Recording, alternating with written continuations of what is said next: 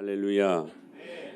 잠언 11장 27절에 보면 이런 말씀이 있습니다. 같이 한번 읽어볼까요? 시작. 선을 간절히 구하는 자는 악을 더듬어 찾는 자에게는 악이 임하리라.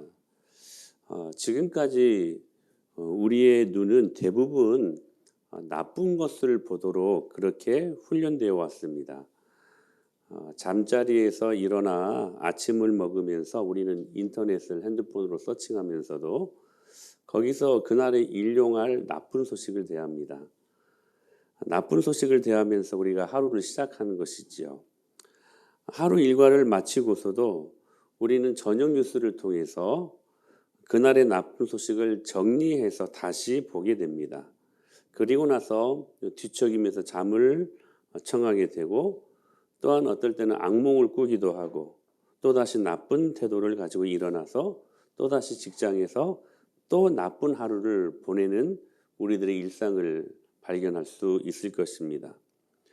오늘 우리는 우리가 바라보는 눈을 성경적으로 그리고 복음의 능력으로 다시 훈련해야 될 필요가 있을 것 같습니다. 그런데 사람들의 특징 중 하나가 있는데 그게 뭐냐면 사람들은 항상 자신이 찾는 것을 보게 되어 있다는 사실입니다. 선을 간절히 구하는 자는 은총을 얻으려니와 악을 더듬어 찾는 자에게는 악이 임하리라. 어떤 태도를 가지고 어떤 것을 바라보면서 우리가 그것들을 추구하며 살 때 어떤 삶이 우리 안에 임할 것인가는 너무나도 확연하게 우리 안에 드러나게 된다는 사실입니다. 그런 의미에서 우리는 좋은 것을 선택하여 그리고 하나님이 기뻐하시는 것 그 모양대로 우리가 믿음의 삶을 살아가는 것은 참 큰 축복된 일이라고 믿습니다. 어떤 못 배운 엄마가 있었는데요. 아빠가 딸 임신 중에 죽었습니다. 소위 말하는 유복녀로 태어났습니다. 엄마가 23살의 과부가 되었는데 형편이 이제 어려우니까 남대문 시장에서 떡 장사하면서 그렇게 딸만을 위해서 살아왔습니다. 결국 나중에 딸은 그 어머니의 보살핌으로 말미암아 공부를 열심히 해서 대학 교수까지 되는 성공적인 인생이 되었습니다. 근데 딸은 자기 힘으로 불우한 환경을 이긴 자수성가한 사람이라고만 생각했습니다. 그러다가 딸도 결혼한 후 딸을 낳게 되었는데 딸 키우다가 어머니가 보이기 시작했어요. 어머니의 마음은 어머니가 돼서야 안다고. 자기 힘으로 자기가 다 된 줄 알았는데 근데 알고 보니까 어머니 없이 된 것은 한 개도 없었던 것이에요. 그래서 갑자기 자기를 잘 키워준 엄마의 아픔이 느껴지기 시작했습니다. 그래서 효도할 마음이 생긴 것이죠.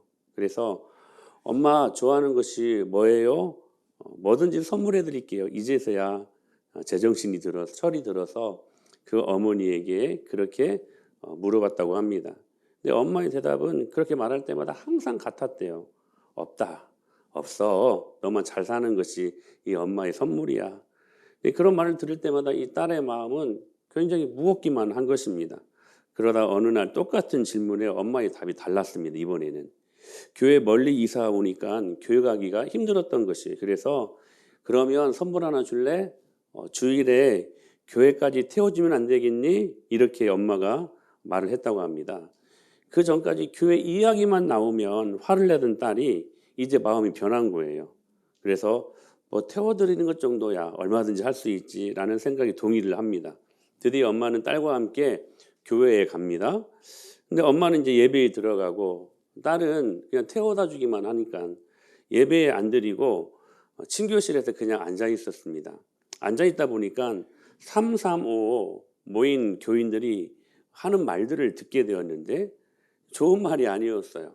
서로 헐뜯는 이야기 그리고 자녀 문제를 돈으로 해결하려고 하는 사람들 교회 안에서 막 그런 소리를 듣고 있었던 거예요. 자기 자랑으로 입에 거품을 문 사람들 그리고 회의실 쪽에서는 막 고성이 오고 가고 합니다. 서로 언성을 높이며 싸움하는 소리까지 막 들리는 거예요. 세상과 전혀 다를 바 없는 교회의 모습에 이 딸이 분노가 치밀어 올랐던 것입니다. 그리고 예배 마치고 나온 엄마를 보자마자 딸이 외쳤습니다. 엄마, 이런 교회 다니지 말라고. 모여서 험담하고 싸움질하고 하는 저질 집단이라고. 우리 교회에 올 시간에 소풍 가자고. 엄마가 물었습니다. 왜 그러냐? 딸은 자기가 본 많은 것들을 쏟아붓기 시작한 거예요. 그 딸의 이야기를 들은 엄마가 말합니다. 야, 나는 평생 교회를 다니면서 주님 한 분만 바라봤는데 너는 딱 하루 교회 나와서 참 많이도 봤구나.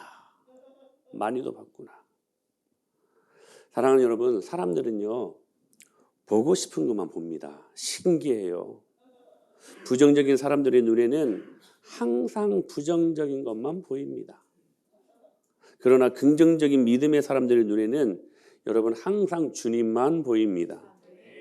어디로 고개를 돌리든지 세상에서 가장 아름다운 사람들을 보게 된다는 거예요. 이 사람들은요, 비 오는 날에도 햇빛을 볼 수 있는 사람들이라는 것이에요. 사랑하는 여러분, 태도를 바꾸십시오. 긍정적으로, 그리고 적극적으로, 그리고 낙관적으로 세상을 보실 수 있게 되길 축복합니다. 그 태도가 여러분의 삶의 고도를 결정한다는 사실이에요.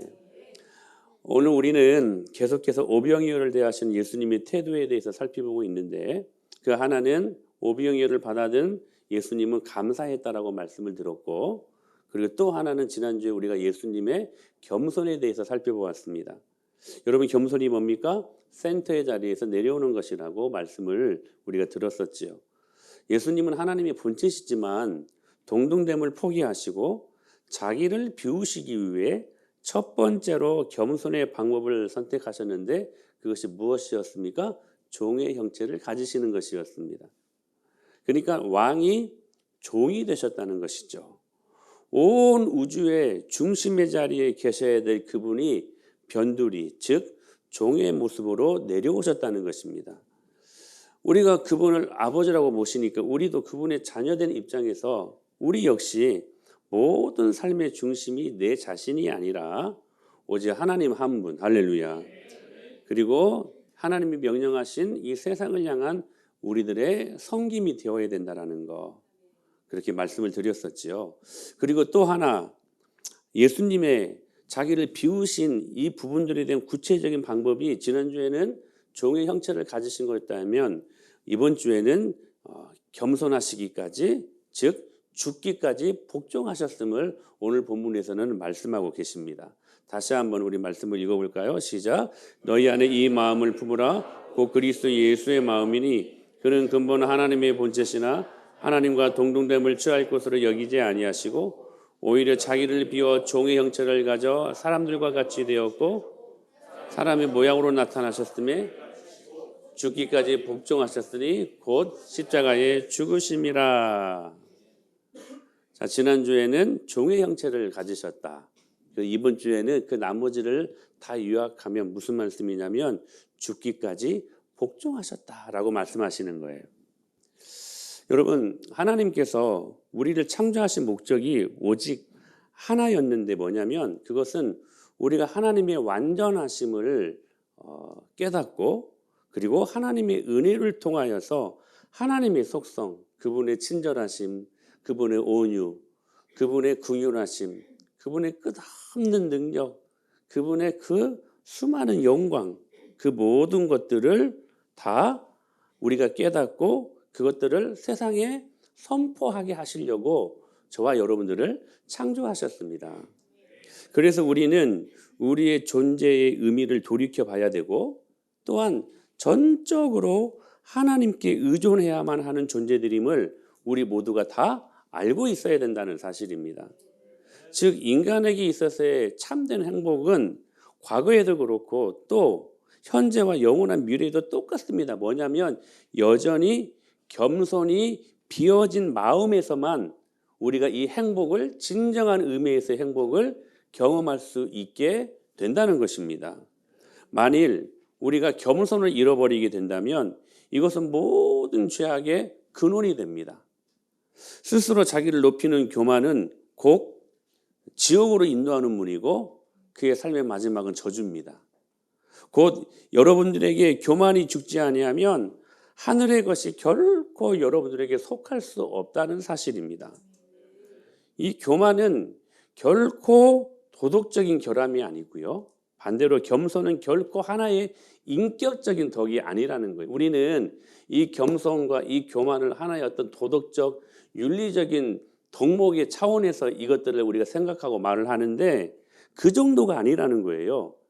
이 교만, 이 겸손은요, 여러분 인격적인 어떤 하나의 덕목이 아니라 교만, 즉 이 교만의 결론은 사망이고 겸손의 결론은 생명이라는 사실이에요. 단순히 도덕적인 윤리적인 잣대로 바라볼 수 있는 것이 아니라는 거예요. 교만은 지옥이고요. 겸손은요 천국이에요. 그러니까 만일 우리들 안에 이 겸손이 없다면 결코 하나님을 모실 수 없고 하나님의 은총도 성령의 힘도 우리는 결코 체험할 수 없다는 사실이에요. 그래서 우리가 종종 목사님 제게 은혜가 없어요. 은혜가 없어요. 이 말은 무엇을 반증하는 말이냐면 여러분이 교만하다는 반증이야. 여러분 우리는 겸손해야만 하나님의 은혜를 경험할 수 있는 사람들입니다. 이게 은혜가 없다고 하는 것은 여러분이 그 누구의 탓도 아니에요. 그 누구의 책임도 아니에요. 여러분 마음 안에 겸손이 없다는 증거야. 겸손이 없다는 증거야. 그러니까 여러분들은 겸손하셔야 돼요. 그래야 은혜를 받을 수가 있다니까. 그래서 여러분 그 은혜 받은 사람들을 통해서 하나님의 일이 이루어지는 것이지. 어떻게 교만한 사람들을 통하여 하나님이 일을 하시겠습니까? 그래서 은혜가 있다는 것은 내가 내 마음 안에 겸손이 있다는 것을 말씀하고 있는 것이라는 것입니다. 그러니까 이 겸손이 다른 여러 가지 은혜나 미덕들 중에 하나가 아니라 모든 은혜와 구원의 뿌리가 뭐냐? 겸손이라는 거예요. 우리가 겸손하기 때문에 주님을 인정할 수 있고 구원을 경험할 수 있다는 사실이에요. 왜냐하면 겸손만이 홀로 하나님 앞에 설 수 있는 올바른 태도이기 때문에. 그러므로 우리가 아무것도 아니라는 의식을 갖게 될 때 이게 진짜 중요해요. 저와 여러분들은 아무것도 아닙니다.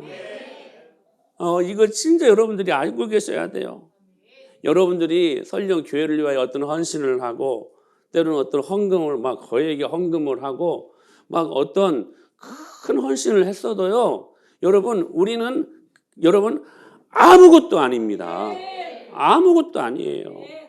단순히 그런 헌신을 하기까지는 하나님의 은혜가 너무 감사해서 한 것이지 그것 때문에 자랑할 것도 없고 그것 때문에 우리가 내 자신을 뽐낼 수도 없다는 거예요.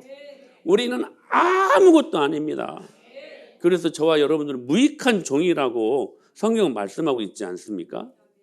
그러니까 우리가 아무것도 아니라는 의식을 갖게 될 때 그때 비로소 우리의 모든 것이 되시는 하나님께로 우리가 나아갈 수 있다는 거예요. 그러니까 하나님의 보좌 앞에 나아갈 수 있는 자격은 딱 하나예요. 겸손한 거예요. 근데 그 겸손은 뭐라고요? 나는 아무것도 아니라고요. 아무것도 아니라고요. 그래서 겸손이란 다른 것이 아니라 피조물로서의 우리 인간의 주의를 올바로 똑바로 인식하고 모든 영광을 하나님께로만 돌리는 것. 근데 이 일을 위해 예수님이 겸손하셨어요. 예수님의 겸손은 그로 하여금 천국을 버리고 이 땅에 그 천국을 가져오게 하셨다는 사실. 또 그는 그 겸손을 천국에서부터 이 땅에 옮기신 분이시라는 것. 그리고 이 땅 위에서 그는 자기를 낮추시고 죽기까지 순종하셨다는 것. 특별히 그의 겸손은 그의 죽으심에서 더 확실하게 부각되어지지요. 그러기에 예수님은 자신을 하나님께 굴복시키는 것이었고 그게 사명이었어요. 예수님의 사명은 겸손하신 것이었어요. 끝까지 죽으실 때까지 자기를 낮추시는 것이었어요. 오직 성부 하나님께서만 즐겨하시는 것, 그것을 위해 하나님이 친히 자기 안에서 하실 수 있도록 모든 영광을 받으실 수 있도록 하나님 앞에 모든 것을 다 내어 맡겨 드리셨다는 사실입니다. 주님께서 보여주신 그 겸손의 본질과 성격, 그것은 곧 자기 부인과 자아란, 우리 안에 자아라는 것이 있잖아요. 근데 이 자아가요, 단지 하나님만을 모셔야만 하는 도구로서만 가치를 지닌다는 거예요. 여러분은 막 자아를 막 실현하려고 하고, 자아를 막 무엇인가로 하여금 막 높이려고 하고, 여러분 스스로가 막 자아를 위해서 막 여러 가지만 훈련들을 하지 않습니까? 근데 그 자아가요, 언제 비로소 진정한 가치를 지니냐면 그 자아 안에 하나님의 전부를 모셔드릴 때만 그 자아가 비로소 진정한 가치를 지니게 된다는 사실이에요. 여러분들은 어떻습니까? 진짜 하나님만 모시는 가치 있는 자아이십니까? 오늘은 특별히 이러한 예수님의 겸손을 실제적으로 보여주는 사건을 여러분들에게 좀 말씀을 드릴까 싶습니다. 뭐냐면 이겁니다. 예수님이 사역 말미에 예루살렘에 영적으로, 그리고 유대인들에게 비로소 내가 메시아다, 내가 이스라엘의 왕이다, 온 인류의 왕이다 라고 하는 걸 선포하기 위해서 예루살렘에 입성하시는 그런 스토리가 있지 않습니까? 그런데 예수님이 왜 입성하셨습니까? 왕으로서, 만왕의 왕으로서 그렇게 예루살렘에 입성하신 것입니다. 그러므로 왕으로 입성하실 때 여러 가지 방법으로 입성하실 수 있죠. 그렇지 않습니까? 그 중에 많은 사람이 가장 좋아하는 방법이라면 멋진 말을 타고 입성하는 것이었습니다. 수많은 군사를 거느리고, 수많은 보석들을 거느리고, 레드카펫에 멋지게 정복자로서, 그들 위에 군림하는 왕으로서. 그런데 여러분, 예수님은 충분히 그런 대우를 받으실 만한 분 아니십니까? 여러분 믿습니까? 이게 당시에도 보면 로마 황제나 집정관들 중에서는 엄청난 빚을 내서라도 많은 병사를 거느리고 높은 말을 타고 로마에 입성하는 것을 매우 좋아했다고 합니다. 왜냐하면 자신을 뽐내야 되니까. 가끔 호텔 입구에 가면요, 아주 젊은 사람이 벤츠를 타고 오면 그 차를 맞이하는 사람들, 그 직원들이 인사법이 다릅니다. 제가 타고 가는 소나타는 소들이나 타는 소나타, 그 차를 몰고 가면요, 그냥 인사는 하는데 그냥 깍듯이는 안 해요. 그런데 비싼 차를 몰고 가면요, 진짜 이 폴로 인사가 되는 것을, 이 자격지심일까? 그게 보게 돼요. 정말 다른 것을 느끼게 해요. 왜냐하면 그 차가, 비싼 차가 그 사람의 가치를 증명해 주는 이 시대에 우리가 살고 있기 때문이라는 사실이에요. 때로는 부러워하지. 저 사람은 얼마나 젊어서 저렇게 젊어서도 돈이 많으면 저런 비싼 차를 타고 다닐까 막 부러워하기도 하고. 제가 그렇다는 것이 아니라 세상 사람들이 그렇다는 것입니다. 그러니까 우리나라도 마찬가지고 외국에서도 마찬가지겠지만 자동차가 그 사람의 심볼이나 사회적인 어떤 성공을 나타내 주는 경우가 너무나 많이 있기 때문에 그렇게 반응한다는 것이죠. 그런데 예수님은요, 로마 황제나 장군들이 탔던 백마나 막 윤기가 쫘르르르 흐르는 흑마를 타시고 멋지게 정말로 폼나게 예루살렘에 입성하신 것이 아니었습니다. 다 아시는 것처럼 예수님께서 왕으로 예루살렘에 입성하실 때 예수님이 타고 오셨던 것은 새끼나귀였습니다. 자, 보세요. 시작. 나귀 새끼를 예수께로 끌고 와서 자기들의 겉옷을 그 위에 얹어 놓음에 예수께서 뭘 타셨냐면 나귀를 탔는데요. 당나귀. 나귀를 탔는데도 어른 나귀가 아니라요. 무슨 나귀? 새끼 나귀예요.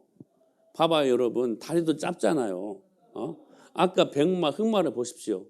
윤기가 쫘르르르 흐르는, 다리도 얼마나 길고 얼마나 멋집니까? 그래서 예수님이 타셨던 것은 새끼 나귀였어요. 새끼 나귀였어요. 얼마나 여러분 우스꽝스러워요?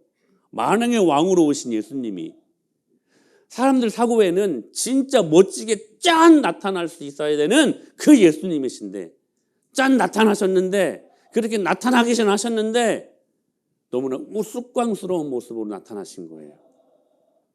그런데 이 말씀은 그 옛날 스가랴 선지자가 예언했던 말씀을 그대로 성취한 것이죠. 지금 왕으로 오신 예수님께서요, 나귀 새끼를 타고 입성하실 정도로 성경은 그렇게 말씀하시는 거예요. 만왕의 왕으로 오신 예수님이 그렇게 겸손의 왕으로 오셨다는 거예요. 사실 왕과 나귀 새끼는 별난 조합입니다. 이게 조합이 안 돼요. 여러분, 왕과 중마 이것은 조합이 되죠. 왕과 레드카펫 이것은 여러분 조합이 되죠. 그런데 여러분 지금 왕과 나귀 새끼예요. 조합이 안 돼. 별난 조합이에요. 여러분 킹스 크로스, 왕이 십자가를 진다? 여러분 이게요 어울리지 않아요. 우리 아이들이 이제 영국 가면 아마 거기도 갈 수 있을까? 영국의 그 기차 전철역 중에 하나가 킹스 크로스라는 그 전철역이 있대요. 차를 여러분 아셔야 되면 해리포터 영화를 보면 그 역에서 이렇게 어떤 벽돌로 막 들어가잖아요. 거기가 킹스 크로스야. 거기를 배경으로 이제 찍은 건데 여러분 왕과 십자가가요 어울리지 않아요.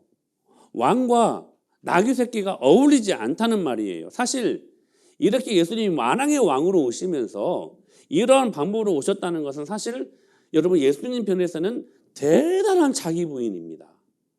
예수님의 모든 삶은 다 죽기까지 복종하는 삶이셨다는 거예요. 인류 역사를 보면 많은 영웅들의 대관식은 그야말로 자신을 드러내기 위한 최고의 몸부림 아니었습니까? 여러분 나폴레옹이 대관식을 했는데요. 이 그림을 그린 건데요. 5천여 명의 귀빈들이 이 대관식에 참석했고요. 그리고 정식으로 수많은 보석들이 있었고요. 수많은 군인들, 수많은 중마들, 진짜 그 화려함을 이 대관식에 다 쏟아부었대요.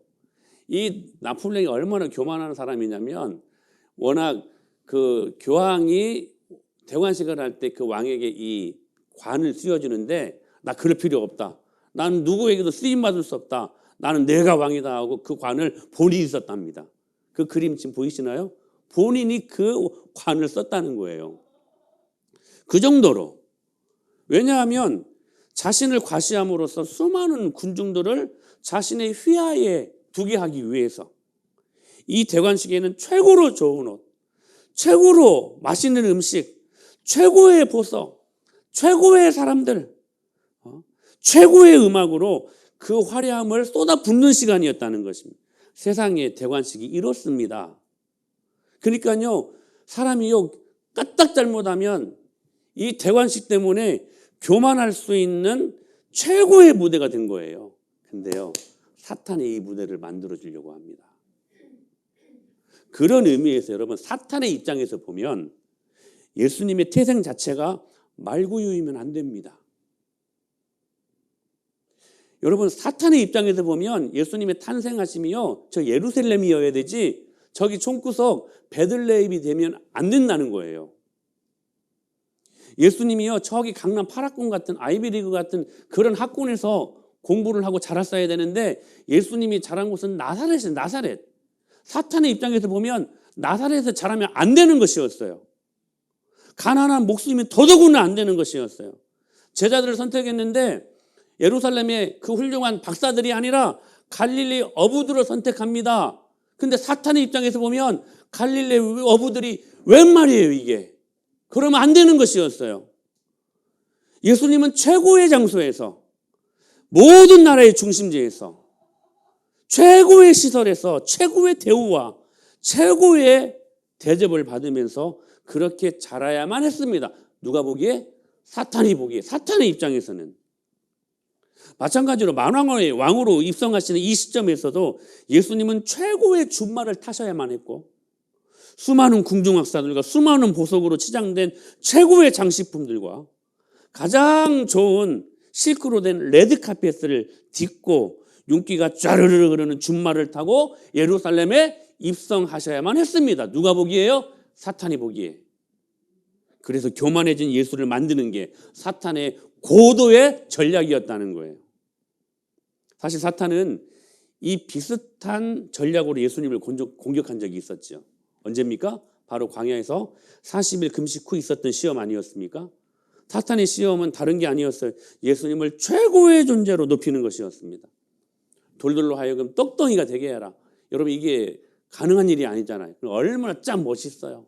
그때 몰려들 사람들 성전 꼭대기에서 뛰어내려라. 그러면 천사들이 너를 받아줄 것이다. 높은 산에서 사탄에게 경배하면 천하만국의 영광을 내가 다 주겠다. 최고의 자리, 최고의 영예, 최고의 부, 최고의 영광을 담보로 하여 사탄에게 경배할 것을 요구한 것입니다. 그런 사탄에게 예수님은 아셨잖아요. 그 사탄의 고도의 전략을. 그 사탄을 향하여서 사단아 물러가라 말씀 한마디로 제압해버리시지 않습니까? 예루살렘의 만왕의 왕으로 입성하신 예수님의 대관식 아닙니까? 광야에서의 비슷한 예수님을 향한 공격, 그러나 이 대관식에 사용된 준마는 너무나도 우스꽝스러운 새끼 낙이었다는 것입니다. 반반한 레드카펫도 없었어요. 모여들었던 사람의 겉옷을 깔 정도, 그 정도, 감람나무 잎을 깐 정도, 정말 모든 만물의 중심이 되셔야 될 예수님이요 가장 낮은 자리로 내려오셨다는 것입니다. 순간 사탄의 세력은 숨을 죽이며 이 사실에 목이 조여옵니다.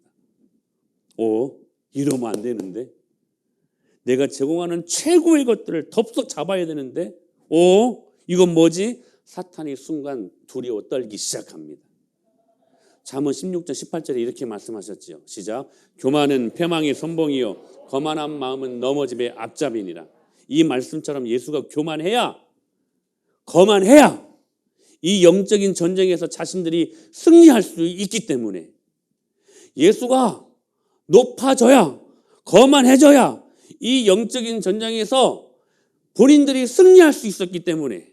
그런데 웬걸 겸손으로 예수님께서 이 사탄의 유혹을 이겨버립니다. 여러분, 이 예수님의 겸손의 근거가 어디에서 나타났습니까? 철저한 자기 부인에서 일어났어요. 자기 자신이 없었어요.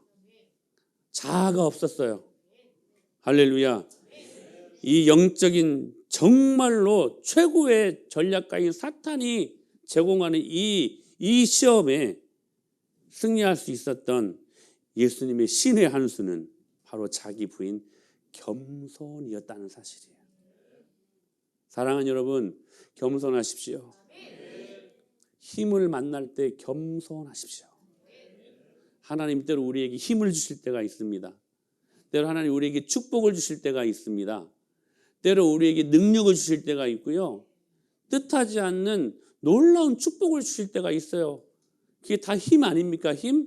근데 그 힘이 생길 때 여러분 겸손을 만나셔야 된다는 거예요. 여러분 힘은, 축복은 겸손을 만날 때 강합니다. 근데 그 힘이요 교만을 만나면 약해져요. 아셔야 돼요, 여러분. 그것은 여러분, 우리는 단지 옷걸이에 불과하지 않습니까? 여러분, 이것이 옷걸이 이론이라고. 여러분 보세요. 이 옷걸이 아닙니까? 옷걸이. 여러분, 옷걸이의 기능이 뭐예요? 옷을 걸어주는 기능입니다. 그렇죠? 근데 여러분, 어떤 옷걸이가 나 멋지다고 자신을 뽐내면서 막 드러내고 합니까? 그러면 그 자체가 우스꽝스러운 모습 아니에요? 옷걸이는요, 여러분, 옷이 걸릴 때 비로소 빛납니다. 옷이 좀 우중충충한가요? 제 옷인데. 예, 사모 옷입니다. 옷걸이는요, 옷이 걸릴 때 비로소 옷걸이로서의 가치를 보여주는 것입니다. 나 필요 없어. 필요 없어. 나는 옷걸이, 난 나를 자랑하고 싶어. 초라해질 뿐입니다. 여러분, 그렇지 않습니까? 사랑하는 여러분, 예수님은요 힘을 가지고 계셨습니다. 예수님은 능력이 있죠. 예수님 십자가에 못 박혀 막 달리려고 걸어가시는 그 길들 속에 얼마나 많은 조롱과 침뱉음과 갖은 모욕, 막 옷도 다 벗기고 그 옷을 막 재미삼아 막 나눠가지고 그렇게 하는 사람들 향하여서 12군단의 천사, 천군, 천사들을 동원해서요 싹쓸이 할 수 있는 능력이 예수님에 있었습니다. 근데 예수님 끝까지 겸손하셨어요. 예수님은 끝까지 하나님 앞에서 옷걸이였어요. 자신을 뽐내지 않았어요. 끝까지 그 힘을 자신의 힘으로 자신의 유익을 위해 사용하지 않고요. 그냥 옷걸이로서 겸손함을 보이실 수 있으셨던 것입니다. 그 힘을 겸손으로 통제하신 거예요. 할렐루야. 사랑하는 여러분, 저와 여러분들은 옷걸이에 불과합니다. 주님이 우리에게 가치 있는 보석들을 여기에 걸어주셨기 때문에 우리가요, 그것 때문에 가치 있게 사는 것이지 우리 스스로가 가치 있는 존재들이 아니라는 거예요. 그러니까 겸손하셔야지. 겸손하셔야지. 그런 의미에서 제가 실제적인 겸손의 태도를 이번 주에 말씀을 드리고자 합니다. 지난주에는 실제적인 겸손의 태도를 뭐로 말씀드렸어요? 먼저 대접하라. 여러분 먼저 인사하고 계십니까? 먼저 여러분 식사 대접하고 계십니까? 먼저 실질적으로 카톡 하나 위로 하나 이렇게 보내주고 계십니까? 먼저 하시라는 거. 근데 이번 주 오늘 이 말씀에 빗대어서 우리가 적용해야 될 실질적인 겸손의 태도를 말씀을 드리고 싶습니다. 하나가 뭐냐면 자랑하지 말라는 거예요. 여러분, 저희들은 그냥 옷걸이입니다. 이 옷걸이가 얼마나 자랑할 것이 있어요, 여러분? 없어요. 자랑하지 말라는 거예요. 우리 주위에 인간적으로 보면 참 자랑할 것이 많아요. 뭐 자식들을 가지고도, 소유를 가지고도, 그리고 부와 학력, 가문을 가지고도. 그런데요, 히스기야가 자랑으로 망합니다. 자랑으로. 아수르 사내립이요 18만 대군을 몰고 이스라엘을 침공하려고 잡아먹으려고 공격해 왔습니다. 근데 그 앞에 이 히스기야가 이끌었던 이 이스라엘은 아무것도 할 수 없었어요. 남유다 땅은 속수무책이었어요. 오로지 할 수 있는 일은 이사야와 함께 더불어서 기도하는 것뿐이었습니다. 그런데 그 기도로 자중전이 일어나가지고 아수르 18만 대군이요 지들끼리 싸우다가 망해버려요. 그 누가 주시는 거예요? 하나님이 주시는 거잖아. 옷걸이 때문에요? 아니요. 하나님이 주신 힘 때문에. 근데 그 후에 여러분 히스기야가 죽을 병이 걸리잖아요. 기도합니다. 또 하나님 살려달라고. 하나님이 그 기도를 받으셔서 15년 동안 생명을 연장시켜 주십니다. 근데 누구 때문에 그래요? 그 기도가 탁월했기 때문에? 아니요. 하나님이 힘을 주셨기 때문에. 근데 그 힘을 히스기야가 교만으로 만나게 됩니다. 기도 때문에 얻어진 수많은 보물, 수많은 축복들 자기 창고에 다 가다 넣었는데요. 거기다 다 쏟아 부었는데요. 그것이 마치 자신의 힘으로 이루어진 것처럼 이렇게 자랑하고 맙니다. 시작. 그때 발라단의 아들 바벨론과 무로닥 발라단이 히스기야가 병들었다 나았다함을 듣고 히스기야에게 글과 예물을 보낸지라. 히스기야가 사자들로 말미암아 기뻐하여 그들에게 보물창고 곧 은금과 향료와 보배로운 기름과 모든 무기고에 있는 것을 다 보여주었으니 히스기야가 궁중의 소유와 전 국내의 소유를 보이지 아니한 것이 없는지라. 이에 선지자 이사야가 히스기야 왕에게 나와 묻되 그 사람이 무슨 말을 하였으며 어디서 왕에게 왔나이까 하니 히스기야가 이르되 그들이 원방 곧 바벨론에서 내게 왔나이다 하니라. 이사야가 이르되 그들이 왕의 궁전에서 무엇을 보았나이까 하니 히스기야가 대답하되 그들이 내 궁전에 있는 것을 다 보았나이다. 내 창고에 있는 것으로 보이지 아니하는 보물이 하나도 없나이다. 여러분 이 사절을 보십시오. 히스기야가 뭐라고 말합니까? 궁전이요 내 궁전이래요. 창고도요 무슨 창고? 내 창고. 내 창고. 마치 그 모든 축복이 자신의 힘으로 된 것처럼 교만을 만나서 그것들을 자랑하고 맙니다. 자랑하고 맙니다. 여러분 힘이 교만을 만나면 반드시 약해지고요. 그 약해진 결과 망하게 됩니다. 하나님이 주시는 복이요. 겸손을 만나야 돼요. 여러분 에레미야 9장 말씀을 기억하세요. 시작. 여호와께서 이와 같이 말씀하시되 그의 지혜를 자랑하지 말라. 용사는 그의 용맹을 자랑하지 말라. 부자는 그의 부함을 자랑하지 말라. 자랑하는 자는 이것으로 자랑할지니 곧 명철하여 나를 아는 것과 나 여호와는 사랑과 정의와 공의를 땅에 행하는 자인 줄을 깨닫는 것이라. 나는 이 일을 기뻐하노라. 여호와의 말씀이니라. 할렐루야. 우리 23절 말씀 다시. 지혜로운 자는 그 지혜를 자랑하지 말고요. 용사는 그 용맹을 자랑하지 말고요. 부자는 그 부함을 자랑하지 말래요. 24절. 자랑할 것은 이것이니 뭐냐? 명철하여 하나님을 아는 것을 자랑하라는 거예요. 하나님을 기쁘게 하는 것을 자랑하라는 거예요. 여러분의 자랑은 어디에 있습니까? 사단의 고도의 전략에 휩싸이지 마세요. 두 번째, 실제적인 겸손의 태도. 자랑하십시오. 자랑하지 말고 자랑하십시오. 무엇을? 여러분의 약함을 자랑하십시오. 고린도서 11장 30절에서 이렇게 말씀하십니다. 시작. 내가 부득불 자랑할진대 내가 약한 것을 자랑하리라. 내가 부득불 자랑할진대 내가 약한 것을 자랑하리라. 이렇게 목사님들 모이면 이제 서로 자랑하기 급해요. 보면 우리 교회 이렇게 막 교회 건축했다. 이렇게 사람이 많이 모인다. 그래서 사람이 많이 보이는 교회 목사님들은 제발 막 그 말을 물어주길 바라잖아. 목사님 교회는 몇 명이나 모이십니까? 그리고 그 예산이 많은 그런 교회들은 목사님 교회 예산 어느 정도 되면 이 말 물어주기를 바라잖아요. 안 물어줘도요. 그냥 본인 이야기에. 저도 우리 교회에 자랑할 것이 많아서 진짜 저는 순수한 마음으로 자랑을 했는데 그 다음에 목사님들 저랑 옆에 있기를 꺼려 하시더라고. 근데 한 번인가는 어떤 내가 목사님한테요, 우리 교회에 이제 힘든 거, 이렇게 교인들이 이렇게 나갔다, 이렇게 교인들이 이렇게 좀 힘들다 이런 말 했더니요, 무척이나 은혜 받는 환한 얼굴로 저를 대하더라고요. 여러분, 이게요 인간관계의 지름길입니다. 여러분, 여러분의 것들 자랑하지 마시고 지금 여러분 관계 끊어집니다. 여러분의 약함을 자랑하십시오. 약함을 자랑하십시오. 내가 부득불 자랑할진데 내가 약한 것을 자랑. 왜요? 그 약함 속에서 주님이 강하게 나타나시기 때문에.